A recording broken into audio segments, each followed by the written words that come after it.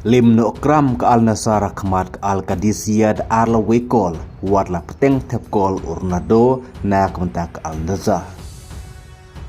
Bat penlim ke Real Madrid ya ke Atletico Madrid haka semifinal ke Spanish Super Cup kumtah ke final ke Real Madrid kan sekendu Persya ya ke Barcelona. Ke Al Nassr kla marbiang ya ke jing syarem hakmat ke al kadisia haka jing lekai haka Saudi Pro League da arla wekol. Wadla urnado la yo ya ke shikol haka menit ke prapwe lingba ke penalti. Henry ke Al Nassr kam la syuban penyakat bat ke al kadisia ya ke shikol.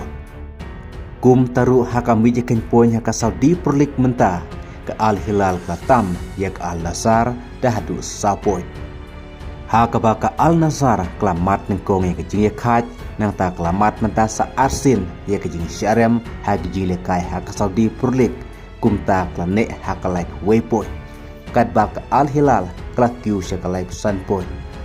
Kum taru haka jing lekai ke Bansawan ke Al Nassr ka sekendu Persya ya ke Al Hilal kata haka kat artarik mentap na Januari haka pot katwe beje menit. Lada ke Al Nassr kan mat biang ya ke jing syarem hakmat ke Al Hilal haka mit kat artarik kumta ke Al Hilal kan satam hadu new point ya ke Al Nassr haka Saudi Pro League. Kat ba urnado lingba ke neka shikol ke ba ula yo neka mit lingba ke penalti ula poi sya kendai spa san prakol haka kar ke janggu. Ke ba dangduna satang ke ba sau arkol ban poi sya ke thong kasih hajar kol. Kat ba ke Real Madrid ke laban film no ek Atletico Madrid haka jinika haka semifinal ke Spanish Super Cup haka ba ke Real Madrid layo ban tep gol da Valverde haka menit ke baar bat lingba Rodrigo haka menit ke basan Husan. Kat ba ke Atletico Madrid ke layo eka shikol lingba Charlotte haka menit ke basan Kupra.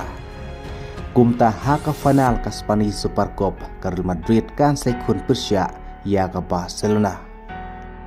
Bat ke final jong ke Spanish Super Cup kan sadai haka kat artarik mentau benai Januari haka por kat arsteng menstep. Bat kat kumbi kubor ong banda kamta ke Real Madrid ukailin MOP unsala ban mimadan haka final. Haka bakane ke final ru kajile kai kan sadai ha Saudi Arabia. Kublai Shibon.